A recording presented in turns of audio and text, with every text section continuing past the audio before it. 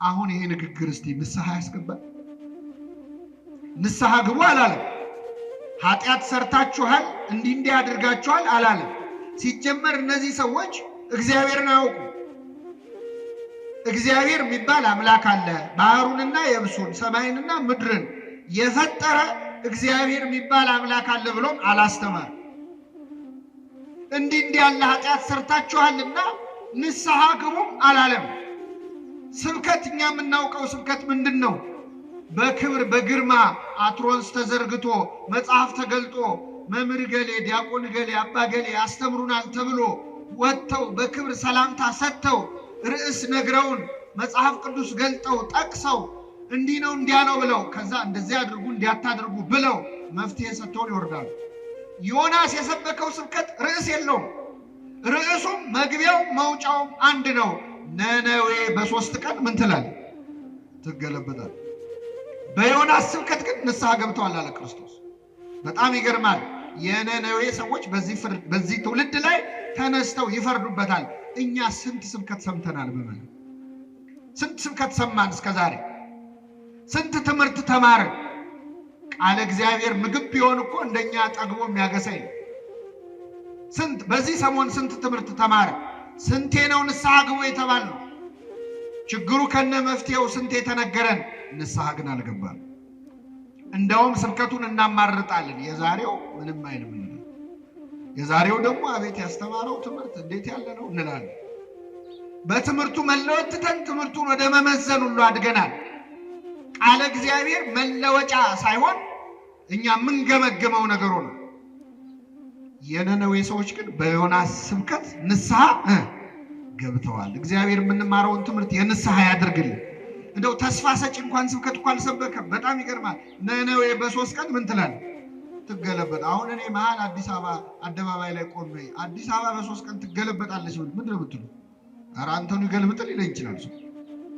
ምን ታሟርታለህ ነው። ተስፋ እንኳን አልሰጣቸውም። ብትመለሱ ይቅርታ ታገኛላችሁ አላለም።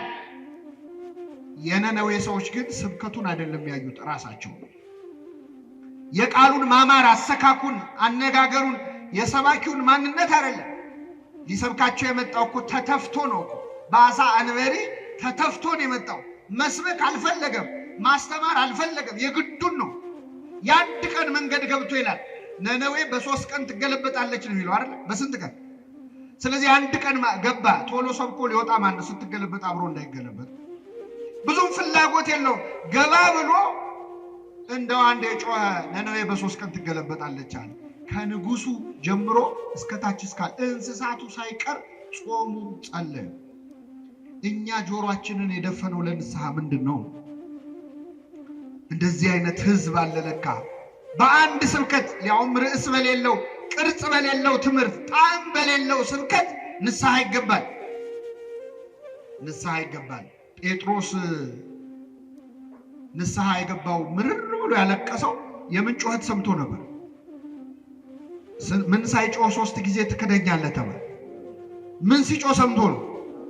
የዶሮ ጩኸት ንስሐ አስገባው ጴጥሮስ። ዶሮ ጮኸ ብሎ ንስሐ ገባ። ዶሮ የተባሉ ሰባኪያን ናቸው፣ መምህራን ናቸው። ያው ዶሮ እንዳትሉን እንጂ ጠብቃችሁ አደረ። ዶሮ የተባሉ ሰባኪያን ናቸው። የዶሮ ጩኸት ሰምቶ ንስሐ ገባ። እኛ ግን ጩኸቱን ለምደነዋል። ንስሐ አንገባም። ይኸው እኛ እንጮህባቸዋለን እየወጣን፣ እናንተ ንስሐ አትገቡ። ለምን? የኛም የዶሮዎቹም ችግር ነው። ዶሮ አይታችሁ ከሆነ ከመጮሁ በፊት ጠዋት ይነሳና መጀመሪያ ምን ያደርጋል? ያራግፋል። አዋራውን አራግፎ ነው የሚጮህ። አሁን ያለን ዶሮዎች አዋራችንን ሳናራግፍ ስለምንጮህ እናንተም ንስሐ ግቡ፣ እኛም መጮህ አናቁም። ስለዚህ የነነዌ ሰዎች በአንድ ስብከት በአንድ አረፍተ ነገር ንስሐ የገቡበት ነው። ቤተክርስቲያን ስለ ንስሐ ሳታስተምር ብሎ አድራ አታውቅም። ምእመናን መንግስተ ሰማያት ቀርባለችና ምን አድርጉ? ንስሐ ግቡ ሳይባል ይውላል አይወል። ወንጌል ሲነበብ መንግስተ ሰማያት ቀርባለችና ንስሐ ግቡ ይባላል። እኛ ከንፈር እንመጣለን። ተሰጦ ላይ ይበል ህዝብ ተብሎ ከንፈር መጠጡ አይደል? ግን ምእመናን ይላሉ ባሉበት። ንስሐ ግን አንገቡ። ንስሐ የሁል ጊዜ ትምህርት ነው ምእመናን። አሁን ነነዌ የመጣበት በነገራችን ላይ አባቶቻችን እንደው በረከታቸው ይደርብን እንዴት አስተዋዮች እንደሆኑ ከዐቢይ ጾም ትንሽ ቀደም አድርገው ነነዌን የሚያመጡት የቀሩትን ቀናት ቅበላ ብለህ ስትበላ እንድትከርም አይደለም፣ ንስሐ እንድትገባበት ንስሐ እንድትገባ ነው። ለዐቢይ ጾም ተዘጋጅተህ የቀረውን 10 ቀናት እኔ በእውነት ዛሬ በምንማረው ትምህርት አንድ ሰው ንስሐ ቢገባ ለኔ ለነፍሴ ይቅርታ ነው ማለት ነው። ሌላው ምንም ችግር የለም። አንድ ሰው ንስሐ ቢገባ ጽድቁ ቀርቶብን የነነዌ ሰው ሁሉ የአዲስ አበባ ሰው ቀርቶ እዚህ ግቢ ውስጥ ያለው ምእመን ንስሐ ከገባ ትልቅ ውጤት። ንስሐ የሁል ጊዜ ትምህርት ነው። ጸጸት ማለት ነው በግዕዙ። በአማርኛው ጸጸት ብለው በግዕዙ ንስሐ ነሳ ወእግዚአብሔር እኔ ነሳህም ዘነበበ። አሁን እዚህ ላይ እግዚአብሔር በነነዌ ላይ ያደርገው ከነበረው ጥፋት የተነሳ ተጸጸተ የሚለውን ንስሐ ይላል በግዕዙ። ንስሐ ማለት ጸጸት ማለት ምን አድርገን ነው የምንጸጸተው? አምላኬን እግዚአብሔርን በድየዋለሁ ብለን ስንጸጸት፣ ፈጣሪን አሳዝኘዋለሁ፣ ኃጢአት ሰርቻለሁ፣ አድርግ ያለኝን አላደረኩም፣ አታድርግ ያለኝን አድርጌያለሁ ስንል ያ እውነተኛ ንስሐ ይባላል። ይህ ንስሐ ለሁላችን ያድለን። ሰውን ወደ መዳን የሚያደርሰው ሐዘን የተባለው ቅዱስ ጳውሎስ ነው። ሰውን ወደ መዳን የሚያደርሰው ሐዘን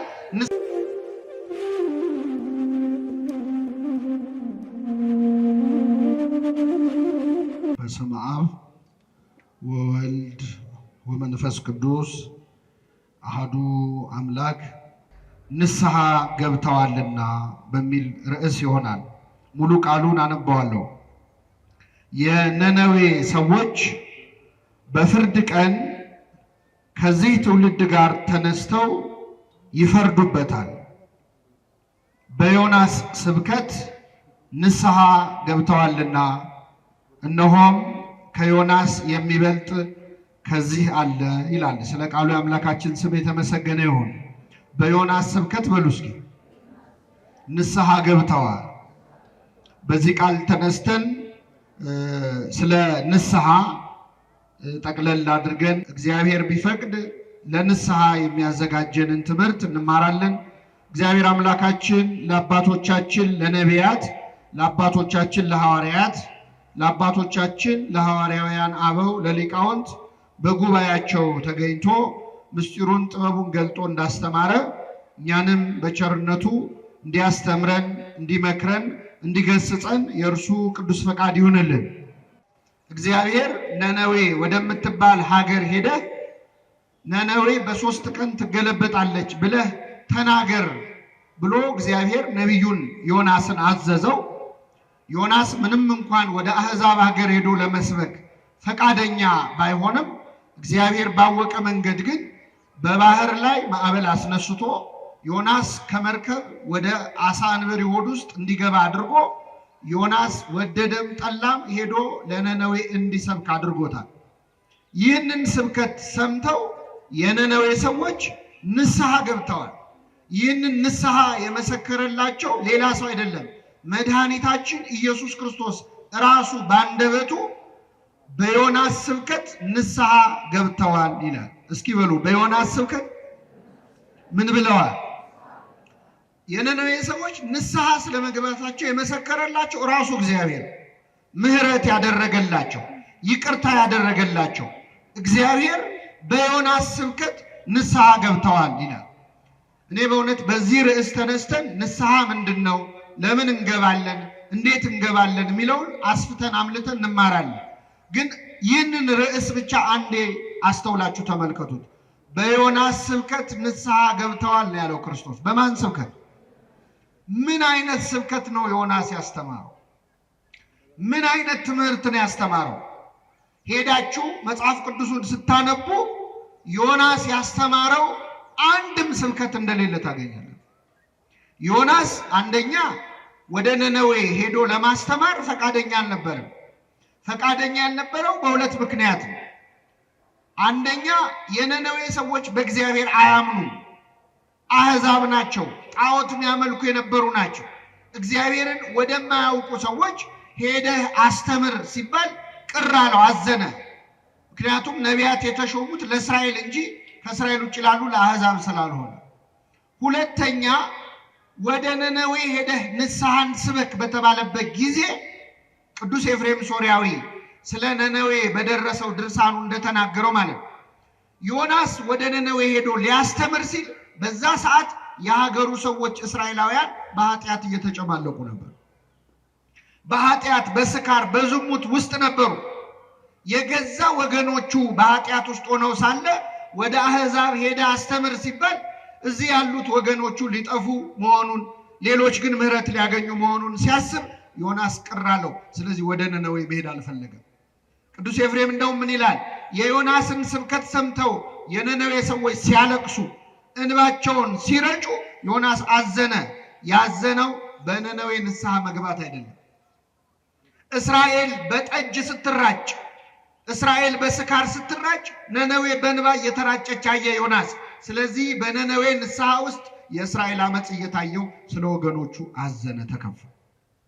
ስለዚህ መስበክ አልፈለገም። ምዕመናን ወደ ነነዌ ሄዶ አንድ አረፍተ ነገር ነው ያለው። ነነዌ በ3 ቀን ትገለበጣለች። እስቲ በሉ ነነዌ በ3 ቀን ምን ትላለች? ንስሐ ይባላል። ይህንን እግዚአብሔር ይፈልገዋል። በድያለሁ ስንል እንግዲህ ከኛ መሃል ኃጢአት የሌለበት ሰው የለም። በቀን ውስጥ ኃጢአት ሳንሰራ አንውልም። በግብር የምንሰራው ኃጢአት አለ። እንሰርቃለን፣ እናመነዝራለን፣ ብዙ ወንጀሎች እንሰራለን፣ ሰነድ እንሰርዛለን፣ እንደልዛለን፣ ጉቦ እንሰጣለን፣ ጉቦ እንቀበላለን። እነዚህ በግብር የምንፈጽማቸው ኃጢአቶች ናቸው። ብዙ አይነት ሰው ይህን ባይሰራ ደግሞ በቀን ውስጥ ይህን መስራት ባይችል ቢያንስ በአንደበቱ ግን ብዙ ክፉ ነገር ይናገራል። አንደበታችን ይሳደባል፣ እንሳደባለን። አቤት አሁንማ ስድብ ማዕረግ የሆነበት ጊዜ እኮ ጥሩ ተሳዳቢ ነው የሚከበረው ነው። ስለዚህ እንሳደባለን፣ እንዋሻለን፣ እናማለን።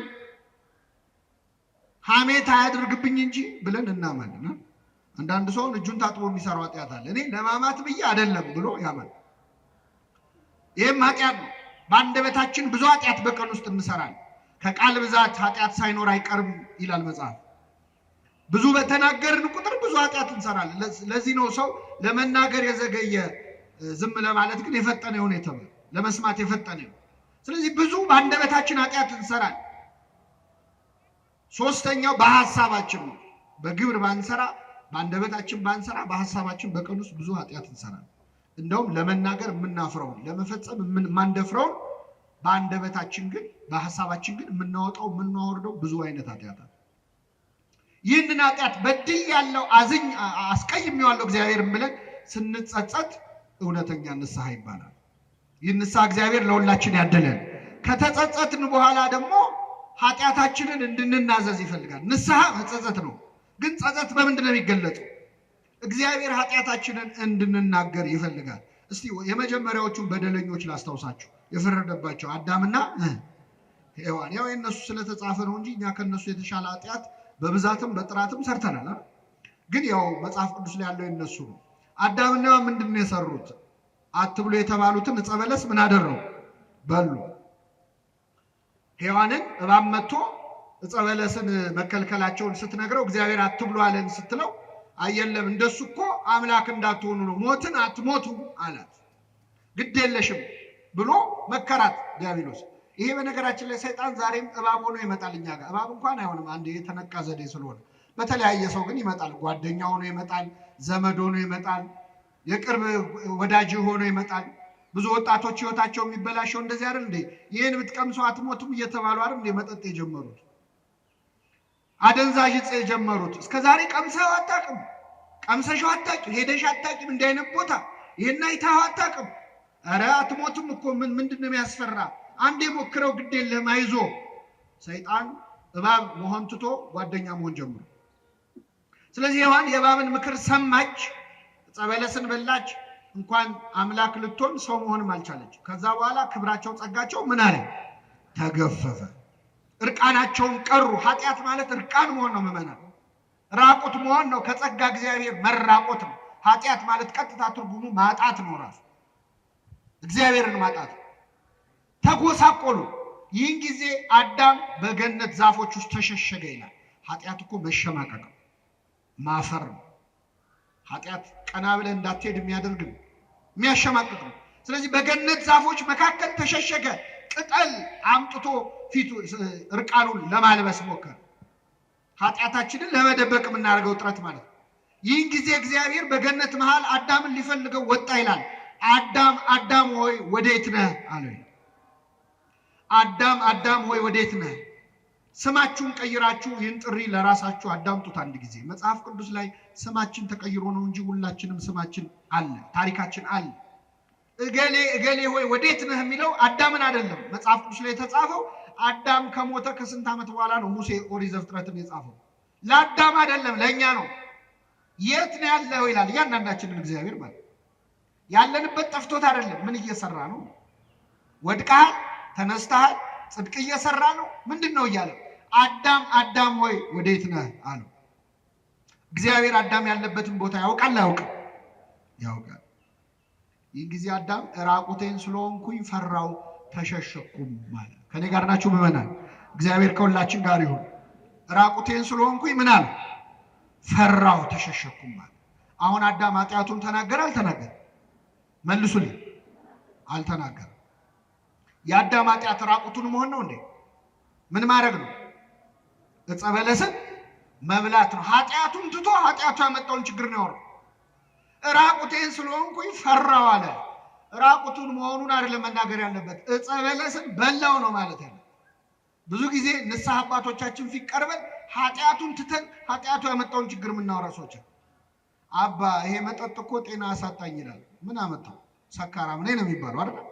መጀመሪያ ቀጥታ ኃጢአቱን ዘሎ ኃጢአቱ ያመጣውን ችግር ተናገረ። እግዚአብሔር ደግሞ ጠየቀው፣ ራቁትህን መሆንህን ማን ነገረ?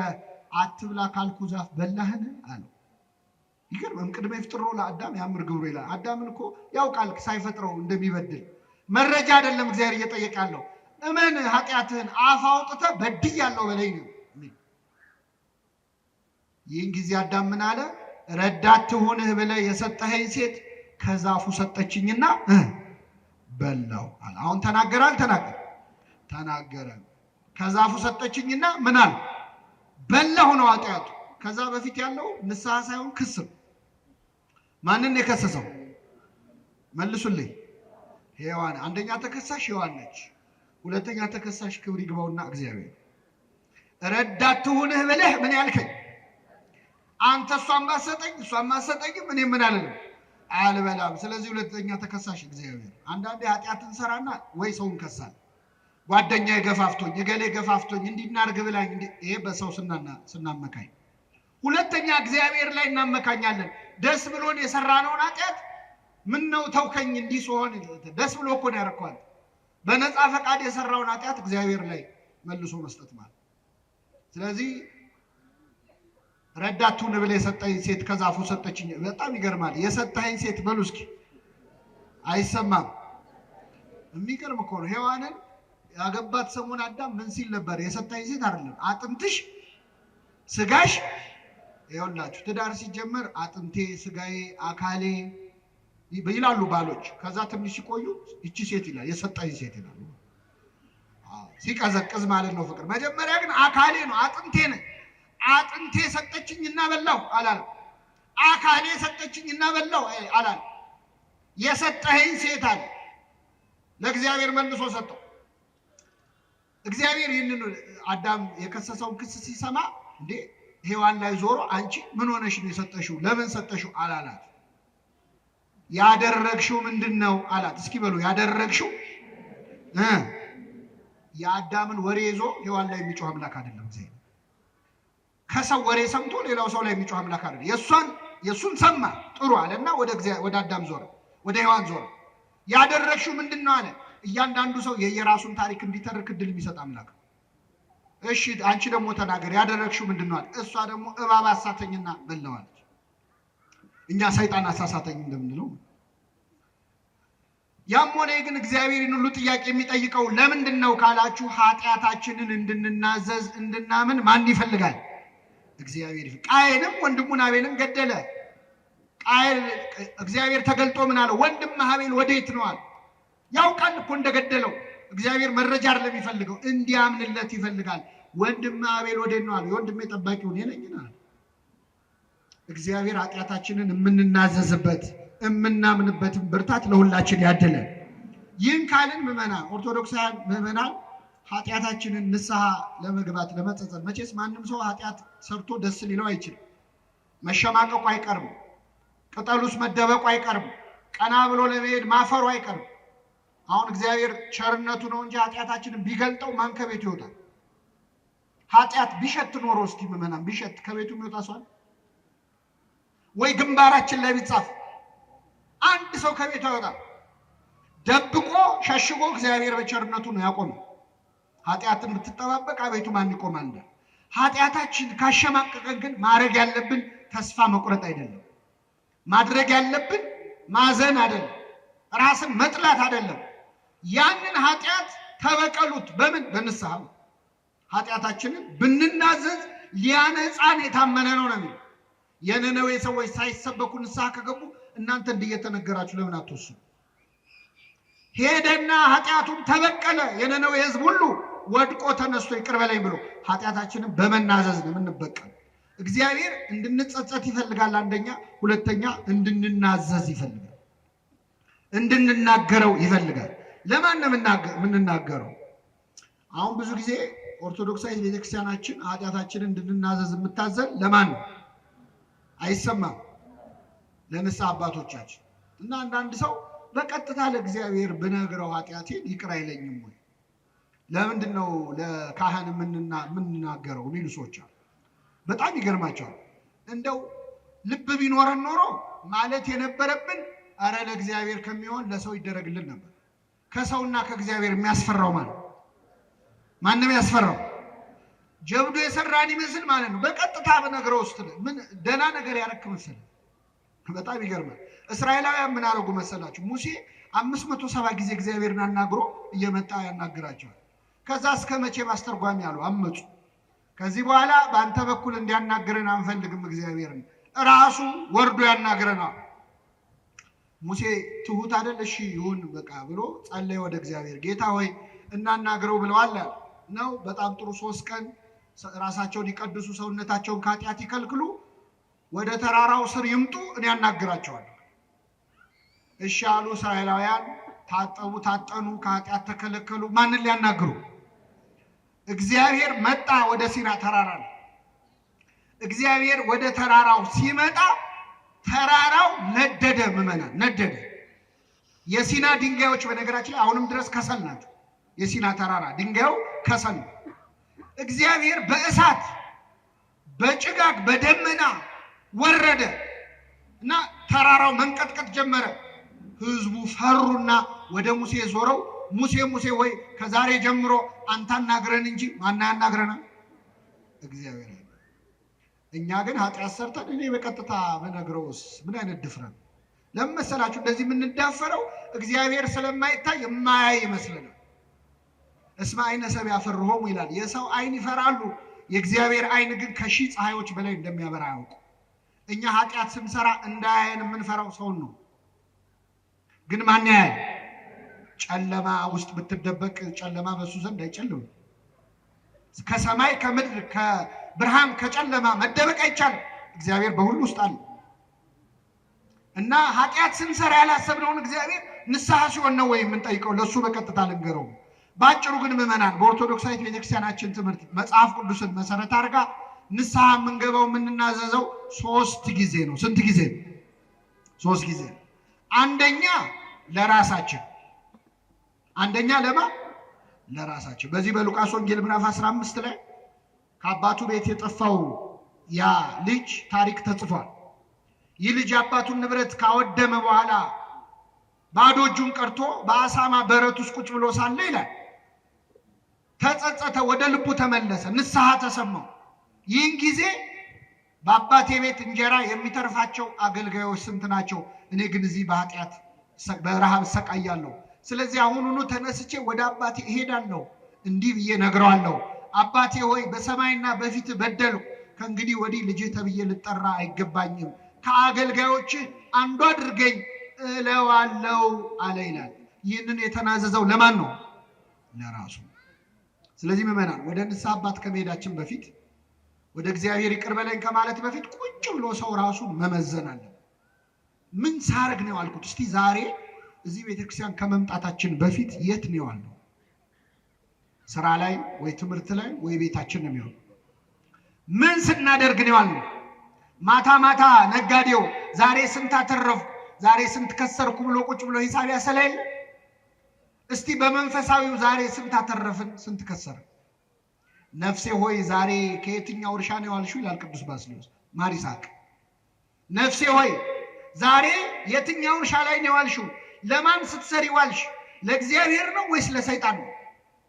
ማንን ደስ አሰኘሽ? እስቲ ዛሬ በዋልነው ውሎ ማን ነው ደስ ያለው? እግዚአብሔር ነው ወይስ ሰይጣን? ምን አደረግን? ዛሬ ምን አወራን? ምን አየን? ምን ሰማን? የዛሬ ውሎህን ቁጭ ብለህ መመዘን አለብህ።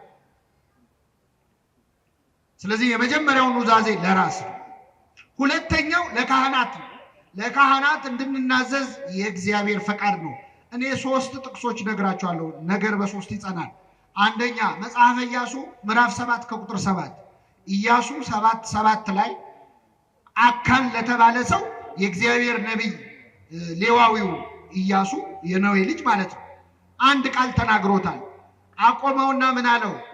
ልጄ ሆይ ያደረከውን ንገረኝ፣ ለእግዚአብሔር ተናዘዝ አለ። እስኪ በሉ ያደረከው በሉ እንጂ ንገረኝ፣ ለእግዚአብሔር ተናዘዝ። ለማን ተናዘዝ? ያደረከው ምን በለኝ? ለካህናት መናገር ለእግዚአብሔር መናዘዝ።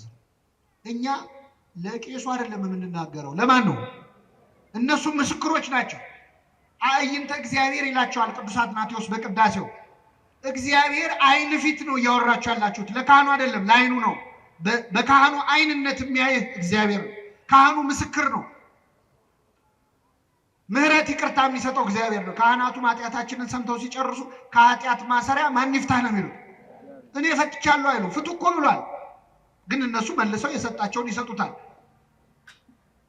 በጣም የሚገርም ነው። እና ለእግዚአብሔር ክብር ስጥ፣ ያደረግከውን ንገረኝ፣ ለእግዚአብሔር ተናዘዝ አለ። አንድ ሁለተኛ የማቴዎስ ወንጌል ምዕራፍ 3 ቁጥር 18 ላይ በዮርዳኖስ ማዶ ዮሐንስ ያጠምቅ በነበረ ጊዜ ሊጠመቁ የሚመጡት ሰዎች ኃጢአታቸውን ይናዘዙ ነበር። በብሉይና በሐዲስ መካከል ላይ መጥምቁ ዮሐንስ ንስሐ ይሰማ ነበር። ህዝቡም ኃጢአታቸውን ለዮሐንስ ምን ይሉ ነበር? ይናዘዙ ነበር። ሶስተኛ የሐዋርያት ሥራ ምዕራፍ 19 ቁጥር 19 ላይ ያመኑት ሁሉ በሐዋርያት ፊት መጥተው ኃጢአታቸውን ይናዘዙ ነበር። ስለዚህ ኃጢአታችንን ለካህናት ለተመደቡ ለሌዋውያን ካህናት ለመጥምቁ ዮሐንስ ለ12ቱ ሐዋርያትን ደግሞ ጌታ ሊለያቸው ሲል ምን አላቸው? እስከ ዓለም ፍጻሜ ድረስ ከእናንተ ጋር ነኝ ብሏል። እስከ ምን ድረስ? ሐዋርያታውን ሰማዕታት ሆነው ሞተዋል፣ እነሱ የሉም። እስከ ዓለም ፍጻሜ ያለው አሁን እዚህ ከምታዩቸው አባቶች ጋር ከሐዋርያት ጋር የነበረ አምላክ ከእኛም ጋር አለ። ኃጢአታችንን ለካህናት የምንናገረው የማን ፈቃድ ስለሆነ ነው? የእግዚአብሔር። ካህናት ደግሞ ለመረጃ አይደለም። ሰምተው ሲጨርሱ ጸሎት አድርገው ምክር ይሰጡናል። አንድ ከኃጢአት መከልከል እንድንችል ቀኖና ይሰጡናል። እሱን እንመጣበታለን። ሌላው ግን ኃጢአታችንን ይቅር ማስባል ስልጣን ሰጥቷቸዋል። የማቴዎስ ወንጌል ምዕራፍ 20 ከቁጥር 23 ላይ እፍ አለባቸው፣ መንፈስ ቅዱስን ተቀበሉ፣ ይቅር ያላችኋቸው ኃጢአታቸው ይቀርላቸዋል፣ የያዛችሁባቸውም ተይዞባቸዋል። ስለዚህ ለካህናት የምንናዘዘው የእግዚአብሔር ፈቃድ ስለሆነ ነው። ሶስተኛው ለካህናት ስንናዘዝ በዛው ለማን ነው የምንናዘዘው? ለእግዚአብሔር ማለት ነው። ይህን ካየን ምዕመናን እንዴት እንናዘዝ የሚለውን ደግሞ ማየት ያስፈልጋል። ብዙ ጊዜ አሁን ንስሐ መግባት ስናስብ የሚፈትነን ፈተና፣ አሁን እዚህ ጉባኤ መሀል ያላችሁ ሰዎች ንስሐ መግባት አትጠሉም፣ ትፈልጋላችሁ። ጸሎታችሁም ነው እግዚአብሔር ለንስሐ ያብቃኝ እንላለን አይደል? አዎ። ግን አብዛኛው ሰው አሁን መግባት አይፈልግም። ንስሐ መግባት ይፈልጋል፣ ግን አሁን መግባት አይፈልግም። እንደውም አንዳንድ ሰው ለንስሐ ሞት አብቃኝ ይላል። ለምን ሞት? ስለዚህ የሰው የቅዱ ንስሐ መግባት የፈለገው መቼ ነው? ሊሞት ሲል። ንስሐ መግባት መቁረብ የምናስበው ልንሞት ስንል ነው። መቼ ነው የምንሞተው? እኔን አላውቀውም፣ እናንተ ታውቁታላችሁ። ግን እንደሚያውቅ ሰው ሆነ ልሞት ስል ብለን ነው የምናስበው። አሁን የሶሻል ሚዲያ ዘመን ነው፣ የዩቲዩብ የቲክቶክ የምን ዘመን ነው። አንድ በእድሜ ጠና ያሉ እናት ወይ ትልቅ ሰውዬ ሽማግሌ አባት ከእድሜያቸው ጋር የማይሄድ ነገር ሲያደርጉ ቪዲዮ ሰው ሲያይ ምንድን ነው የሚለው? እርስዎ እንዴት በመቁረቢያ ወጥ ይላል። በምን ወጥ? ብዙ ሰው መቁረቢያ ሽምግልና ነው ብሎ የሚያስብ። እግዚአብሔር በቃ ኃይላችን ሲደክም ማስታወስ ነው እናስብ። በጉብዝና ወራት ፈጣሪን ምን በል ደስ አሰኙም የምትላቸው ዘመናት ሳይመጡ ይላል። ደስ አሰኙም የምትላቸው አይነ ሳይደክም ትንሹ ነገር ሳይረብሽ አቤት ስታነቡት እንዴት ደስ ይላል። በጉብዝና ወራት ብሎ ሲዘረዝረው ሳትዝል ሳትደክም ጆሮ መስማት ሳያቆም አይነ ሳይፈዝ ሁለቱ መስኮቶች ላይ ያሉ ይላል። ሁለት መስኮት የተባሉ አይኖች ናቸው። እኛ ግን የምናስበው ስንደክም ንስሐ መግባት እግዚአብሔርን የመጨረሻ ጉዳይ አድርገነዋል። በእውነት ይቅር ይበለን አምላካችን። አንዳንድ ሰው ደግሞ አይኔ እኮ ንስሐ መግባት እኮ አልጠላም ገባለሁ፣ ግን አሁን ንስሐ በገባ ተመልሼ ኃጢአት መስራቴ አይቀርም። ስለዚህ ትንሽ ልስተካከልና ከዛ በኋላ ንስሐ ገባለሁ። የሚያስተካክለን ማን ነው? እግዚአብሔር። ስስተካከል ንስሐ ገባለሁ ብለህ የምታስብ ከሆነ መቼም አትስተካከል። ምክንያቱም የሚያስተካክለን ማን ነው? እስቲ አሁን ገላችንን በየቀኑ በየሁለት ቀኑ በሳምንትም ያው ውሃ ይጠፋል ብዬ ነው፣ በሳምንትም በወርም እንታጠባለን። ከታጠብን በኋላ እንቆሽሻለን አንቆሽሽ። ስለዚህ መቆሸሻችን ለማይቀር አንደኛውን ጠርቀምቀም ሲል ከሬሳ ጋር እንታጠብ የሚል ሰው አለ? የለም። እንደምንቆሽሽ እያወቅን እንታጠባለን። ኃጢአት እኮ ቆሻሻ ነው ምዕመናን። ከዚህ በኋላ ኃጢአት ሰራለሁ። በጣም ብዙ ሰው ንስሐ የማይገባው ኃጢአቱ ከብዶት አይደለም፣ ከኃጢአት መገላገል ሳይፈልግ ቀርቶ አይደለም፣ ለወደፊት ሊሰራ ላሰበው ኃጢአት ሲል ነው። ያልሰራ ነው ኃጢአት አለ ገና። አሁን ብዙ ሰው ቁረቡ ሲባል የሚፈራው ከዚህ በኋላ ሊሰራ ያቀዳቸው ኃጢአቶች ስላሉ። እግዚአብሔር እንዴት ያየን ይሆን? በእውነት በጣም ይገርማል። እና ጠላቴ ወይ በወድቅ እነሳለሁ፣ ሰዓታታችን ሲጀምር እንዲህ ብሎ ነው። እመኒ ወደቁ ትነሳ፣ በወድቅ እነሳለሁ፣ ወእመኒ ሆርኩ ውስተ ጽልመት፣ በጨለማን ብመላለስ እግዚአብሔር ያበራልኛል ብሎ ነው። ብንወድቅ የሚያነሳን ማን ነው? ስለዚህ ለምን ወደቅ አይልም፣ ለምን አልተነሳም ነው። ክርስቶስ አሁን ሊፈርድ ቢመጣ ለምን ኃጢአት ሰራችሁ እኮ አይደለም የሚለው፣ ለምን ንስሐ አልገባችሁ ነው። ለምን ወደቃችሁ አይደለም፣ ለምን አትነሱ። እሱ ይቅር ማለት ሳይሰለቸው እንዴት እኛ ይቅር በለን ማለት ይሰለቻል? ስለዚህ ኃጢአታችንን መናዘዝ አለብን። ኃጢአቱን የሚሰውር አይለማም ይላል። ኃጢአትን ስትደብቀው እግዚአብሔር ይገልጥብሃል፣ ስትገልጠው ይደብቅልሃል። ራስን ስትከስ ከዲያብሎስ ክስ ትድናለህ። ዲያብሎስ ይሄን ሰርቷል እኮ ሲል አዎ እንደሰራማ ለኔ መጥቶ ነግሮኛል ይላል እግዚአብሔር። አንተ ስትደብቀው ግን ዲያብሎስ ያንን ወስዶ ቁስልህን እየነካካ ሲኦል እንድትገባ ነው የሚፈልገው፣ እንድትኮነን ነው እያስታወሰ። ስለዚህ ብዙ የሚቆጠር ኃጢአት ስላለን እግዚአብሔር ፊት እንግለጠው ኃጢአታችን። ኃጢአት ስትደብቅ እግዚአብሔር ይገልጥብሃል። መጽሐፍ ቅዱስ ላይ ኃጢአቱን የደበቀ የአንድ ሰው ታሪክ አለ። ነቢየ እግዚአብሔር ዳዊት። መቼስ ያው ስለተጻፈ ነው። ዳዊት ብዙ ጽድቅ የሰራ ነው፣ ግን ኃጢአቱም ተጽፏል። መጽሐፍ ቅዱስ ጥሩ ጥሩ ታሪኮች ብቻ አይደለም፣ መጥፎ ታሪኮችም ተጽፈዋል። ክፉ የሰሩትም ተጽፏል፣ ደግ የሰሩትም ተጽፏል። ለምንድን ነው? ተስፋ እንዳንቆርጥ ነዋ። እኛ ክፉዎቹ የወደቁት ሲነሱ አይተን እንድንነሳ። ዳዊት መጀመሪያ ኃጢአቱ ምንድነው? ስራ መፍታት። ስራ ስንፈታ ብዙ ጊዜ ሰይጣን ስራ ይሰጠናል። ሰይጣን የሚሰጠን ስራ ደግሞ ኃጢአቱ እና ዳዊት ስራ ፈቶ በሰገነቱ ሲመላለስ ቤርሳቤ የተባለች ሴት ከወር ልማዷ ነጽታ ነበርና ገላዋን ስትታጠብ አየ። ተመለከተ ብቻ አይደለም መርዞ አያት፣ በደንብ አያት። ስለዚህ ልቡ በዝንቡት ጦር ተነደፈ። ማናት ብሎ ጠየቀ። የኬጢያዊው የኦሪዮ ሚስት ናት አሉት። በቃ እዚህ ጋር ነው ታሪኩ ማብቃት ያለበት። የሰው ሚስት ናት ሲባል ያቆም ነበር። ዳዊት ግን አስጠራት። ብዙ ጊዜ ማመንዘር የሚመጣው ባለትዳር ነው። ባለትዳርና ከተባለ በኋላ ጨዋታው ይቀጥላል። የሰው ሚስት ናት ሲባል ማቆም አለ። ዳዊት ግን አስጠራት፣ አስመጣት፣ አስነወራት። መጽሐፍ ቅዱስ ባልና ሚስት የሚያደርጉት ሩካቤ አወቃት ይላል። አዳም ሚስቱን ሔዋንን አወቃት፣ አብርሃምም ሳራን አወቃት ይላል። በጋብቻ በሕግ ከሆነ ከሕግ ውጭ ከሆነ ግን አስነወራት፣ ደረሰባት ነው የሚለው። ስራው አንድ ነው፣ እግዚአብሔር ግን ሁለት አድርጎ ነው የሚለው። ስለዚህ አስነወራት። ይቺ ሴት በአጋጣሚ ከወር ልማዷ ነጽታ ነው አይደል ስትታጠብ የነበረው። ስለዚህ ጸነሰች እና ማርገዟን ላከችበት። አሁን አስቡት ዳዊት የወታደር ሚስት ቀምቶ ደፈረ ቢባል ለስሙ ጥሩ ነው አይደል? እቺን ነገርማ ማረም አለብኝ ብሎ ኬጢያዊ ኦርዮን አስጠራው ከጦር ሜዳ። እቅዱ ምንድነው?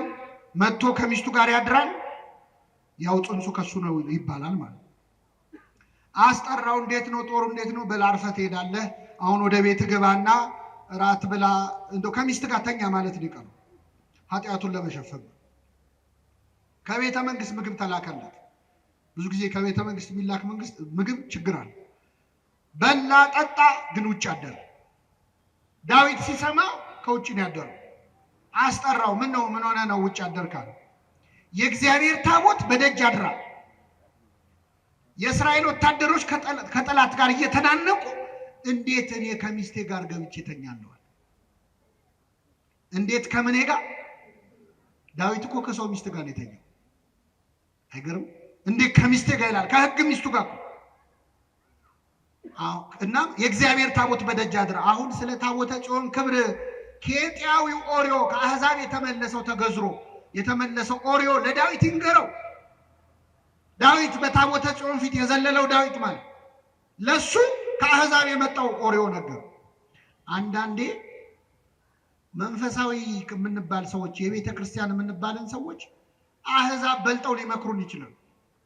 ዮናስን አልሰማችሁ? ተነሳና አምላክን ጥራ አሉት እኮ እዛ መርከብ ውስጥ። አሕዛብ እኮ ናቸው። ጸሎት አስተማሩት ለዮናስ ለነቢዩ። ከእግዚአብሔር ቃል በቃል የሚነጋገረው ዮናስ ተነሳና ጸልይ ተባለ።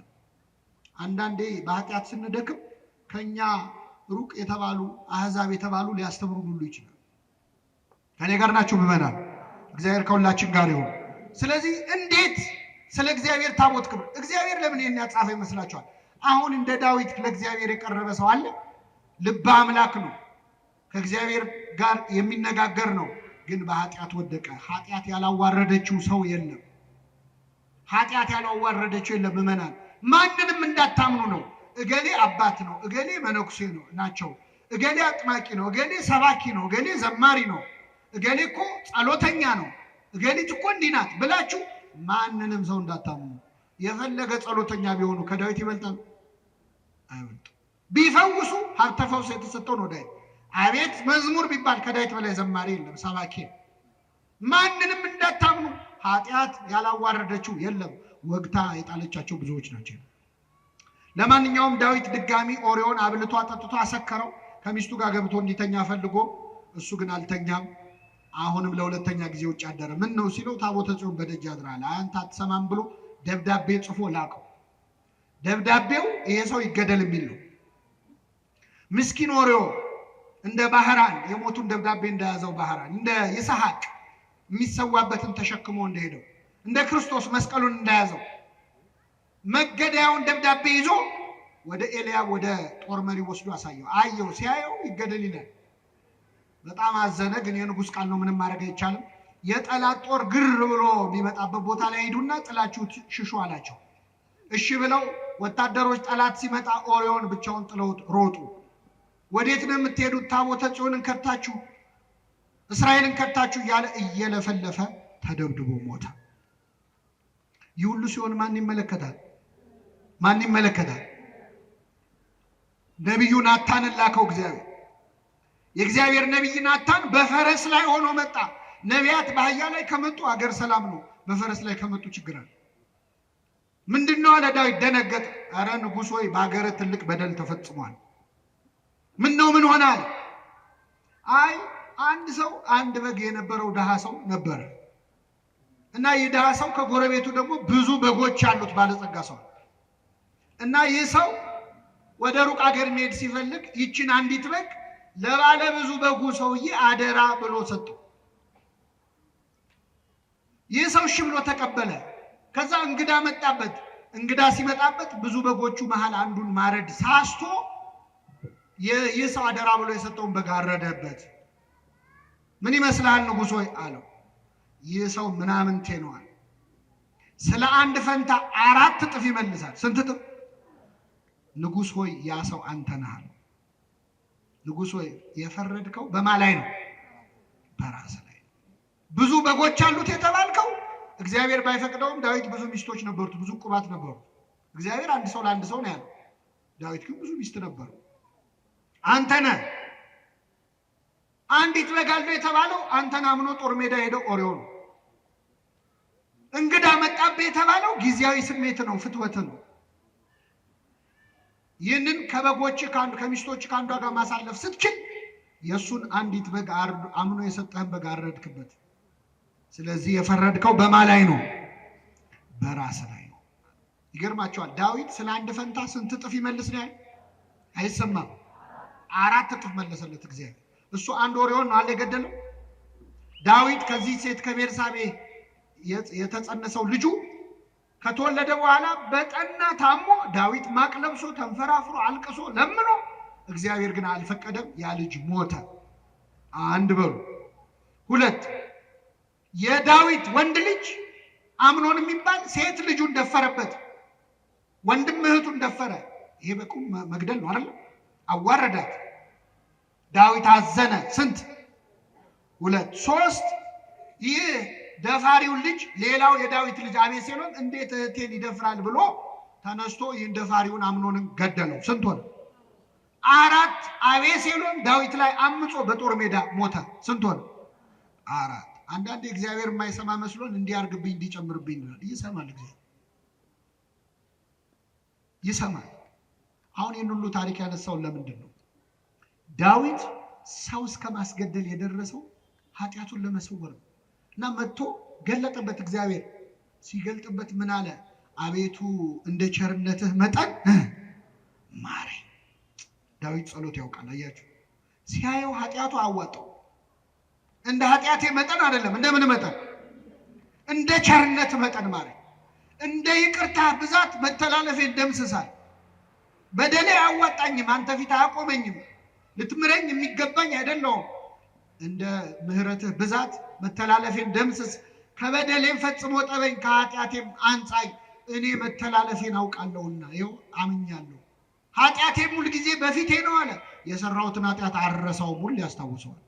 አንተን ብቻ በደልኳል። ንጉሥ አድርገህ ሾመኛል። ከኔ በላይ አለቃ የለም። አንተ ነው ያለው። አንተን ብቻ በደልኩ። ብበድልስ አንተን መሐሪውን አይደል? ይቅር ባዩን አይደል ወይ? አንተን እኮ ነው የበደልኩት።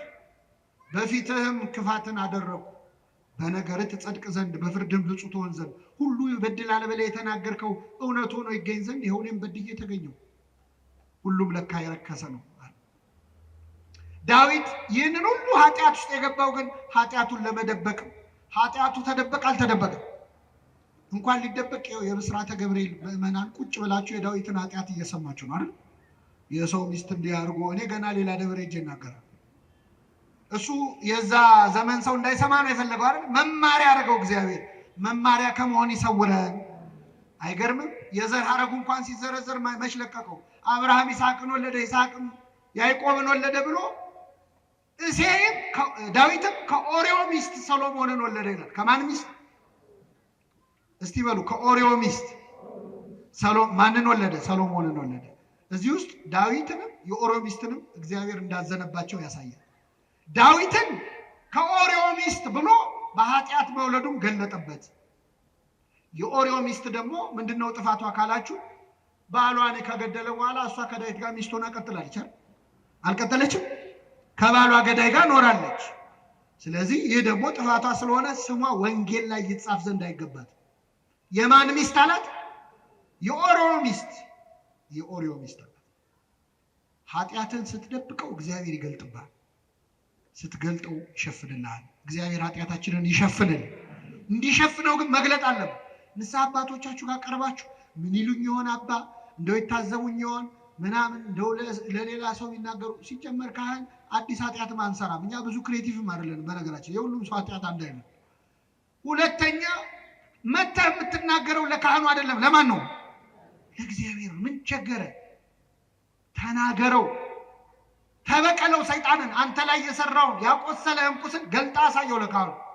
እንዲህ አድርጎኛል ብለህ እግዚአብሔር ፊት አሳየው። ሕፃን ሆነን ትዝ ይላችኋል፣ ስንመታ ወላጆቻችን ጋር መተን የተመታንበትን ቦታ እዚህ ጋር ተመታው ብለን እንደምናሳየው ንስሐ ስትገቡ ሰይጣን የመታችሁን ለአባታችሁ ለእግዚአብሔር እያሳያችሁ። እዚህ ጋር ነው የቆሰልኩት፣ እዚህ ጋር ነው የታመምኩት። ሰይጣን ያፍራል። ስንት ዓመት አንተ ላይ የገነባውን የኃጢአት ግንብ ስትናዘዝ ይፈርስበታል። አንተም ሰላም ታገኛለህ። ናዘዘ አረጋጋ ነው። ኑዛዜ መረጋጋት ነው። ሰላም ታገኛለህ፣ እረፍት። ስለዚህ ኃጢአተኛ ሆነን ለምን ትዕቢተኛ እንሆናለን? ለምንድን ነው ገጽታችን የሚያሳስበን? ለምንድን ነው ጥሩ ሆኖ መታየት የሚያሳስበን? እግዚአብሔር ፊት ብታጋልጠው ራስህን በመላእክቱ ፊት ከመዋረድ ትድናለህ። በፍጥረት ሁሉ ፊት ኃጢአት ከሚገለጥ በፈጣሪ ፊት ቢገለጥ ይሻላል። በሰው እጅ ከመውደቅ በማን እጅ መውደቅ ይሻላል? እግዚአብሔር በሱ እጅ እንድንወድቅ ይፍቀድልን። አሁን አንዳንድ ሰው ንስሐ አባቱ ጋር ይመጣና ቅኔ የሚቀኝ ሰው አለን። ሲናዘዝ ራሱ ለቄሱ እንዳይገባ አድርጎ ማለት። አንዳንዱ ብልጥ ለመሆን ይሞክራል። አባ እኔ በቃ እንደው ባጭሩ ኃጢአት የተባለውን በሙሉ ምን ብያለሁ? ሰርቻለሁ። እንደዚህ ይቻላል? አይቻልም። ሐኪም ቤት ሄደ ዶክተር ባጭሩ በሽታ የተባለውን በሙሉ ታምሜያለሁ ትላል። ይሸቀሽቀኛል፣ ይወጋኛል ነው አይደል? በሽታውን የደበቀ ምን የለውም፣ ኃጢአቱን የደበቀም ስርየት የለውም። እግዚአብሔር ኃጢአታችንን ለመግለጥ ያብቃል። ስንገልጠው ይሸፍነዋል፣ ስንሸፍነው ግን ይገልጠዋል። ይህን ካልን ለመጨረሻ አባቶቻችን ካህናት ፊት ስንናዘዝ ሌላው ካህኑ ኃጢአት ይሰራ የለ ወይ? እንዲያደርጉ የለ ወይ? ካህናት ራሳቸው እንዲየሰሩ አሁን ለአንተ ይቅርታ ያሰጣሉ ወይ ይላል ሰይጣን። አውቆ እኮ ያውቀዋል እኮ። ካህናት የሚሰጡት አገልግሎት ከኃጢአትና ከጽድቃቸው ጋር አይገናኝም። ቅዱስ ባስልዮስ ካህናትን በማህተም ይመስላቸዋል። ማህተም ሁለት ማህተም ቢኖር ይላል፣ አንዱ የብረት አንዱ የወርቅ ቢሆን እላዩ ላይ የንጉስ መልክ ቢኖረው፣ የንጉሱ መልክ አንድ አይነት ከሆነ ቀለም ነክረ ስትመታው የማህተሙ ስዕል የትኛው የወርቅ የትኛው የብረት እንደሆነ ማወቅ ይቻላል? አይቻልም። በኃጢአተኛ ካህንና በንጹህ ካህን መሃልም ያለው ልዩነት ይሄ ነው። የወርቅ ማህተም የተባለው የኃጢአተኛ ካህን ነው፣ የንጹህ ካህን ነው። የብረት ማህተም የተባለው ኃጢአት ያለበት ካህን ነው። የሚሰጡት አገልግሎት ግን ስንት ነው? ምክንያቱም በካህናት አድሮ የኃጢአት ይቅርታ የሚሰጠው ማን ነው? እግዚአብሔር ይፍታን ያሉት። እኛኛውም አባት ጋር ብትሄድ የሚፈታህ እግዚአብሔር። ሰይጣን ግን አውቆ ካህኑን እንድትጠራጠር ያደርጋል። የመጨረሻው ዘመን አንዱ ዲያብሎስ የሚሰራው እስከ ቅትለተ ዘካርያስ የካህናት መገደል ድረስ ይደርሳል። ካህናውን እንዲጠላ ሰይጣን የማይሰራው ነገር ከቅዱስ ፓትርያርኩ አንስቶ ካህናትን እንድንጠላ እኔ ቄስ አልወድም የሚሉ ኮስተር ብለው ደስ ብሏቸው የሚሉ ሰዎች ያሉ ሰይጣን ሆን ብሎ የሚሰራው ካህንን ሲያጣላ ንስሐ እንደማትገባ ስለሚያውቅ ብዙ ሰው ንስሐ እንዳይገባ ከካህናት ጋር ከስጋ ወደሙ ከቅዳሴ እንድትርቅ ካህኑን ያጣላል። እረኛውን እመታለሁ በጎቹም ይበተናሉ የሚለውን ለመፈጸም የፈለገ ብንበድል ካህናት ቢበድሉ በእነሱ የኃጢአት ይቅርታ የሚሰጠው ማን ነው? እግዚአብሔር። እንደዚህ አድርጋችሁ አስቡ። እንዲህ ብታስቡ ነው የምትጠቀሙት። እንዲህ ብታስቡ ነው የምትጠቀሙት። በዚህ በቅዱስ ጳውሎስ መልእክት ትርጓሜ ላይ አንድ ጆሮ የሚከብድ ታሪክ ተጽፏል። አንድ ሰውዬ ንስሐ አባት ይዛል እና በጣም ባለጸጋ ሰው ነው። ሀብት ንብረት የሞላ የተረፈው ነው። ከዛ ንስሐ አባት ይዛል። እኛ አባት ደግሞ በጣም የገንዘብ ፍቅር ያላቸው ነበር። ካህን ሆኖ ገንዘብ በጣም የሚወድ ሊኖር ይችላል አይችል? ከመጀመሪያዎቹ 12 ካህናት አንዱ ይሁዳ ጌታውን እስከ መሸጥ የደረሰው በምንድን ነው? በገንዘብ ነው። ሌባ ነበር ይላል ዮሐንስ ወንጌል። ይሁዳ ሌባ ነበር፣ ግን ክርስቶስ ገንዘብ ያዥ አደረገው። እንዴት ነው ሌባ መሆኑን እያወቀ ለምን ገንዘብ ያዥ አደረገው? አሁን እኛ ሌባ መሆኑን የምናውቀውን ሰው ዘበኛ እናደርጋለን? ኧረ እኛ አስተውት። ሌቦች ራሳቸው ሌቦች ዘበኛ ሲቀጥሩ የሚቀጥሩት ሌባ ነው ታማኝ ሰው ፈልጉልኝ ይላሉ። እነሱ እኮ ሌቦች ነው። ለምንድን ነው ክርስቶስ ሌባ መሆኑን እያወቀ ገንዘብ ያዥ ያደረገው? ቤተ ክርስቲያን ሙዳይ ምጽዋቷን በሚዘርፉ ሰዎች እድሜ ልክ እንደምትሰቃይ ለማሳየት እኔ ያለውም ሌባ ነበረ እንዳትደነግጡ እያለ ይኖራል ሌባ ለወደፊቱ። ይሁዳ ጌታውን በ30 ብር ሸጠ። በሱ ቤት ክርስቶስን የሸጠ መስሎታል። በ30 ብር የሸጠው ግን የራሱን ነፍስ ነበር። የራሱን ነፍስ ነው። ጌታ ምኑ ይሸጣል? የራሱን ነፍስ 30 ብር መዘነላት። ያቺ ሴት 300 ዲናር የሚያወጣ ሽቶ አምጥታ እንደ ተራ ነገር አፈሰሰችው። ያቺን ሴት ይሁዳ ተቃውሟን ነበረ። ለዛች ሴት 300 ዲናር ከጌታ ፊት ተራ ነገር ነው ብላ 300 ዲናሩን ጣለች። ጌታ ይበልጣል ብለ ይሁዳ ደግሞ 30 ብር ይበልጣል ብሎ ጌታውን ጣለ። እና እኚህ ሰውዬ ገንዘብ ይወዱ ነበር። ንስሐ አባት ሁኑኝ አላቸው። ሰውየው ባለጸጋ ነው፣ እሺ ብለው ተቀበሉት። ከዛ ጥቂት እንደቆዩ ሊያማክሩት መጡ። እንደው እባክህ አንድ ችግር ገጠመኝ። ምን ነው አላቸው። የእርሻ መሬት አለኝ፣ ግን ገበሬዎች የሉኝም፣ በደንብ የሚያርሱልኝ የሉም እና ከገበሬዎች አንዱን ላክልኝና የኔን መሬት ይረስልኛል። እሺ ችግር የለም ብሎ ገበሬ ያዘዘላቸው። የንስሐ አባት መሬት ማሳረስ ቀርቶ መጽሐፍ ቅዱስ ላይ ቤት ሰርቶ ይሰጣል። የንስሐ አባቶቻችን ይህን ተራ ነገር ብናደርግ ለነሱ ከሚሰጡን አንጻር ምንም ነው እና ቤት ገዝቶልህ ይሰጣል። እና ይህ ሰው ገበሬውን ላከላቸው። ከዛ ሲያርስ ቆየ። ገበሬው እያረሰ ያለ አንድ ነገር አገኘ። የንስሐ አባትየው መሬት ላይ የተቀበረ በድስት የተቀበረ ወርቅ አይ ቆፍሮ ሲያወጣ ወርቅ ነው። መልሶ ቀበረውና እሳቸው ጋር መጥቶ ማን ነው ባለጸጋው ጋር መጥቶ አረ የንስሐ አባት መሬት ላይ እኮ በጣም ብዙ በኪሎ የሚመዘን ወርቅ አገኘዋል። ሊያየ ሰው አለ የለም? ለሌላ ሰው ነግራን አልነገርኩም። በል እንደዛ ከሆነ ወርቁ የተገኘው እሳቸው መሬት ላይ ስለሆነ ወርቁ የሚገባው ለእሳቸው ነው፣ ሄደ ንገራቸዋል። እሺ ብሎ የገበሬ ሄዶ ንስሐ አባትየው ጋር የእርሶ መሬት ላይ ወርቅ አገኘው አላቸው። ገንዘብ ይወዳሉ ብያቸዋለሁ። በጣም ተደሰቱ። የታረከው አሉት። ቀብሬዋለሁ። በጣም ጥሩ። በቃ ያለው ሰው አለመኖሩን አይተው ይህን ሰው ገደሉት እና ወራጅ ውሃ ውስጥ አሉት።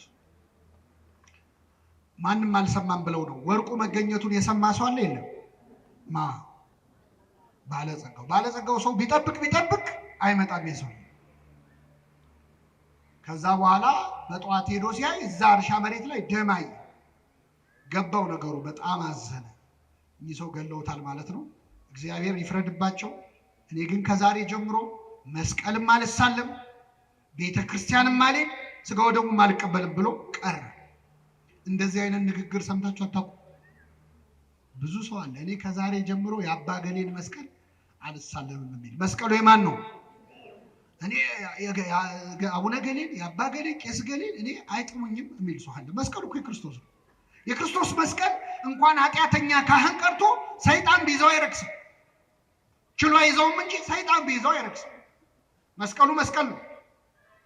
ስጋው ደግሞ አልቀበልም። እኔ ካህን አልወድም። የሆነ ጊዜ የሆኑ ካህን እንዲህ ሲያደርጉ አይቻለሁ። ከዛ በኋላ ከቤተ ክርስቲያን ቀረው ብለው ደስ ብሏቸው የሚያወሩ ሰዎች እግዚአብሔር የሚሰማ መስሏል። እሳቸው እንደሰሩት ይቀጣቸዋል። አንተ ደግሞ ለቀረበት ትቀጣለህ። ሁለተኛ ካህን ላማህበትም ትቀጣለህ። እግዚአብሔር የፍትህ አምላክ ነው። ኃጢአት በኃጢአት አያጣፋም። የሆኑ አባት እንዲያረጉ ብለህ የምትድን መስሏል። እሳቸውን ስላረጉበት ይቀጣቸዋል። አንተን ስላማህበትና ስለቀረበት ይቀጣል። በተለያየ ፋይል ነው የሚያየው። ያንተ ሌላ የእሳቸው ሌላ። እሳቸው እንዲህ ስላረጉ ምን ያርግ እሱ ወዶ እኮ አይደለም ብሎ አያጣፋለን። እና የሰው ከቤተ ክርስቲያን ቀርቶ ስጋው ደግሞ መቀበል ትቶ ሌሊት በህልሙ አንድ ነገር አየ። እልም ባለ በረሃ ላይ ውሃ ጥም ጉሮሮን እያደረቀ በአሸዋ እና ከላይ ፀሐይ ላይ እየሄደ ያያል ብቻው። ከዛ ሲሄድ ውሃ ጥም በጣም አስቸግሮት ኮለል ብሎ የሚፈስ የውሃ ድምፅ ፏፏቴ ይሰማል። ከዛ ድምፁን ተከትሎ ሲሄድ እውነትም ንጹህ ውሃ ኮለል ብሎ ይፈሳል። ተጠምቶ ስለነበር እጁን ዘረጋ ውሃውን ሊጠጣ፣ ግን አልደረሰበትም። ፏፏቴው ላይ ተሳበ፣ አልደረሰበትም። ከዛ አንድ ሰውዬ መጣና በንጹህ የወርቅ ዋንጫ ጽዋ፣ ንጹህ የወርቅ ጽዋ ቀዳና ውሃው እንካጠጣ። ጽዋው ንጹህ ነው፣ ውሃው ንጹህ ነው። ግን እንካጠጣ ያለው ሰውዬ በጣም በሚዘገንን መንገድ ቁስል በቁስል ቆስሏል። ሰው ውሃው ግን ንጹህ ነው፣ ሰውየው ግን ቁስለኛ። አይ ሰውየው አልነካውም፣ ውሃው ንጹህ ነው፣ እሱ ቢቆስል ምን ችግር አለው? በቃ ለጠጣ ብሎ አፉን ሲከፍት ከእንቅልፉ ነቅ። ኮለል ብሎ ሲፈስ ያየው ውሃ የህይወት ውሃ እኔ ነኝ ያለ የክርስቶስ ስጋና ደም ነው። ቁስለኛው ሰው ኃጢአተኛው ካህን ነው። የኃጢአተኛው ካህን ቁስል የስጋው ደሙን ንጽህና ሊያሳድፈው አይችልም። እንደዚህ አድርጎ ለማሰብ እግዚአብሔር በቸርነቱ ይርዳል። የመጨረሻው ካህናት ንስሐችንን ከሰሙ በኋላ ቢሰጡን ቀኖና አለ። በነገራችን ላይ ለካህናት የምንናዘዘው እግዚአብሔር ይፍታ እንዲሉን ብቻ አይደለም። ኃጢአቱን ይሰሙና ከዛ ኃጢአት የምንላቀቅበትን መንገድ ያማክሩናል። አንድ ሰው ስርቆት ከሆነ የሚጸናበት መጽውት ይባላል። በሰረቀበት እጁ ምን እንዲሰጥ። ዝሙት ከሆነ የሚጸናበት ጾም ይባላል። ስገድ ይባላል። ሰውነቱን መግዛት እንዲችል። ስንፍና ከሆነ ይሄን ያለ እግር መንገድ ሂድ ሊባል ይችላል። በጠዋት ተነስተ እንዲያርግ ሊባል፣ ጠበል ተጠመቅ ሊባል ይችላል። ካህናት የሚሰጡ ቀኖና ቅጣት አይደለም፣ ሕክምና ነው። መድኃኒት የሚሰጠው ለቅጣት ነው አይደለ? ሕክምና እና ለምሳሌ የሚሰጥ ቀኖና አለ። ጾም አለ፣ ጸሎት አለ፣ ሌላስ ስግደት አለ፣ ምጽዋት አለ፣ ፈውስ መንፈሳዊ የሚባል መጽሐፍ አለ በቤተክርስቲያናችን። ብዙ አይነት ነው ቀኖና። ካህኑ ሊቆጣ ይችላል። እኛ መቼስ አሁን ካህናት ቢቆጡን እንዴ ቁጣው ምን አመጣው ብለን አንመጣ። አንዳንድ ሰው ጥያቄም ብሎ ይጠይቀናል። ንስሐ አባቴ ስናዘዝ ኃጢአቴን ፊታቸውን ክስክስ ያደርጉብኛል እና ጀብዱ ነው እንደ የሰራው ይሳቁልን። ኃጢአት እኮ ነው የምትነግራቸው፣ መገሰጽ አለባቸው። ይቆጣሉ፣ ተቆጡ፣ ኃጢአትን አታድርጉ ብሏል። ስለዚህ ይቆጣሉ፣ ግን ይራራሉ። ካህኑ የሚገስጹ ከኃጢአት እንድትላቀቅ ነው። ጠልተው አይደል? መድኃኒት እያቃጠለ አይደል የምትቀባው ቁስልህን እንዲፈውስ ነው። ስለዚህ ተቆጥቶ በጣም ያስጨንቁ ማለት አይደለም። ግን ካህናት ሊገስጹን ይችላል፣ ሊቆጡን ይችላል፣ ና ሊሉ ይችላል፣ ሂድ ሊሉ ይችላል። በዛ በእርምጃ ውስጥ ከእግዚአብሔር እንድትቀርብ ነው። ስንፍና እንዲለቅ ነው። ጠበል ተጠመቅ ሊሉ ይችላል። እስከዚህ ሰዓት ጾም ሊሉ ይችላል። ዓላማው ግን እኛን ከኃጢአት ማላቀቅ ነው። በኋላ ሄደ ቴራፒስት ጋር ሳይኮሎጂስት ጋር መከራን ከምታይ ካህኑን ሰምተ ያሉን ብታደርግ እግዚአብሔር የበለጠ ረድኤት ይሰጣል። ዓላማው ሰውየውን መፈወስ፣ ፈውስ መንፈሳዊ ከኃጢአት ከሱሱ ከልማዱ መላቀቅ እንዲችል እና የሚሰጠው ቀን ነው። አሁን እኛ የሚመስለን ብዙ ኃጢአት ያለበት ሰው ብዙ ስገድ የሚባል፣ ትንሽ ኃጢአት ያለበት ሰው ደግሞ ያንተ ችግር የለውም ትንሽ እንደዚህ የሚባል ነገር የለም። ካህናቱ አይተው ተመሳሳይ ኃጢአት ሰርተን የተለያየ ቀኖና ሊሰጡን ይችላል፣ የሰውየውን ታሪኩን ስለሚያውቁ። ለምሳሌ በጣም ብዙ ኃጢአት ላለበት ሰው ትንሽ ስገድ ሊሉት ይችላል። ለምን? ብዙ ስገድ ካሉ ደንግጦ እንዳይጠፋ። ሁለተኛ ችሎ ከሰገደ ደግሞ እግዚአብሔር ይቅር ያለኝ በስግደቴ ነው እንዳይል። እንደውም አንድ አባት በጣም ብዙ ኃጢአት የሰራ ሰው መጣና ነገራቸው። ሲነግራቸው 3 ስገድ አሉት። ስንት? 3000 ነው 300 ነው አለ። አይ 3 ስገድ ሰገደ። እግዚአብሔር ይፍታ ሄደ። አላመነም ሄደ። እና ያው ለታሪኩ እንዲመች ነው፣ እግዚአብሔር የማያውቀው የለም። ጌታ ተገልጦ ለምንድን ነው 3 ብቻ ስገድ ያሉት አላቸው። ሲላቸው ጌታ ሆይ 3 ስገድ ያልኩት እኔ ጨካኝ ሆኜ ነው። አንተ ብትሆን ኖሮ ኃጢአትህ ተሰረየችልህ ብለህ በነፃ ምን ትለው ነው ታሰራበት። የኛ ኃጢአት ከእግዚአብሔር ምሕረት ይበልጣል አይበልጥም?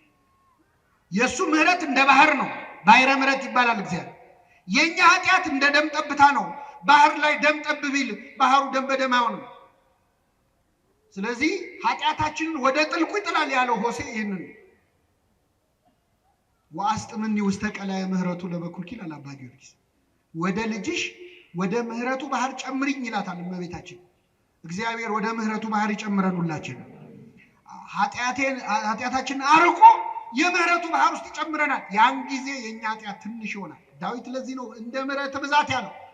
ምሕረት ብዙ ስለሆነ የፈለገ በበድልም ኃጢአቴ ግን ከምሕረት አይበልጥም። ምሕረቱ ብዙ ነው እና እዛ ውስጥ ደብቀው ሸሽገው ብሎ መለመን ማለት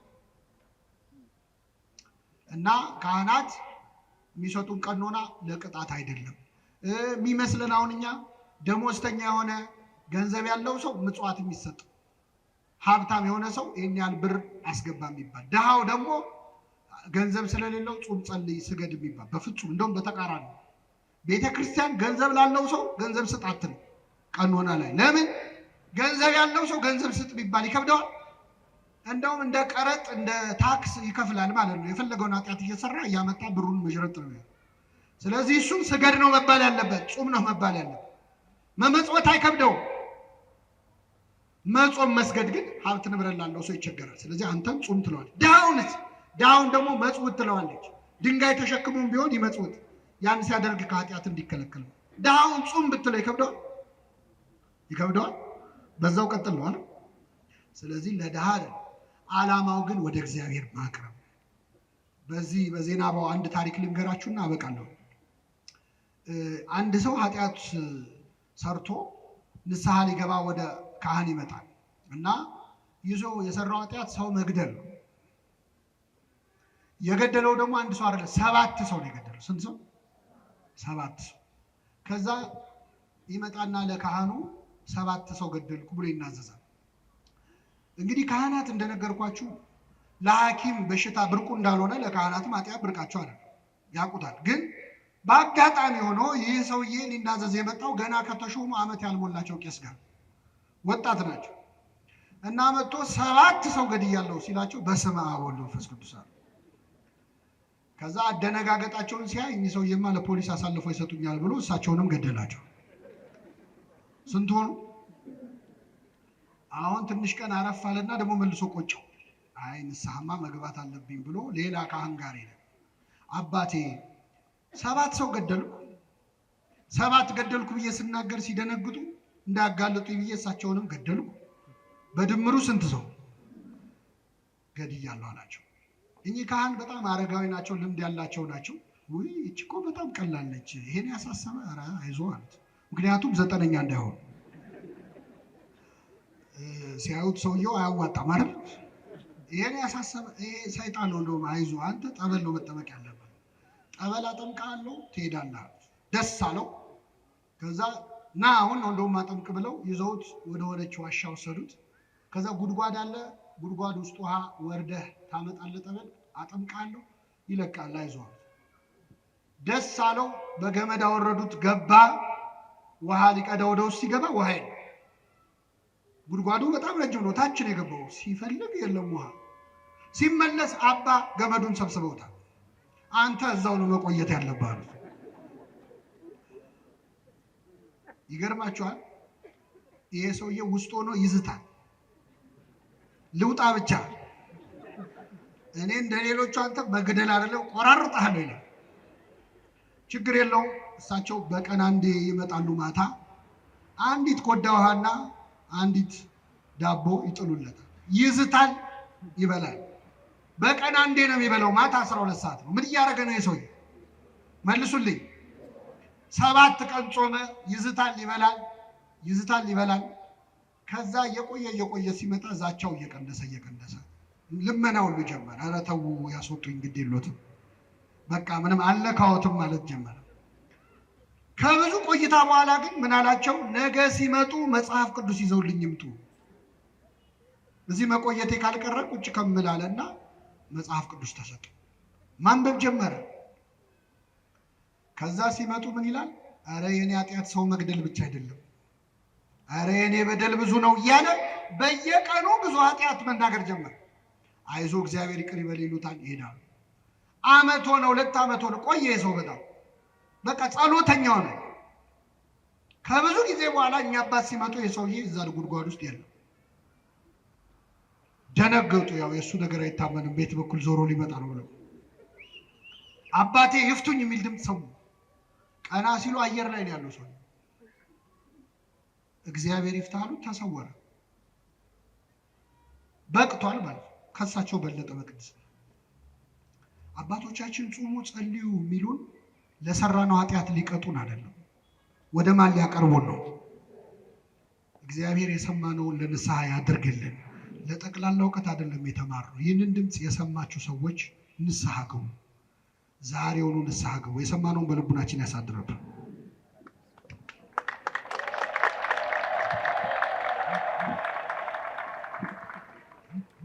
ላስተማረን ለመከረን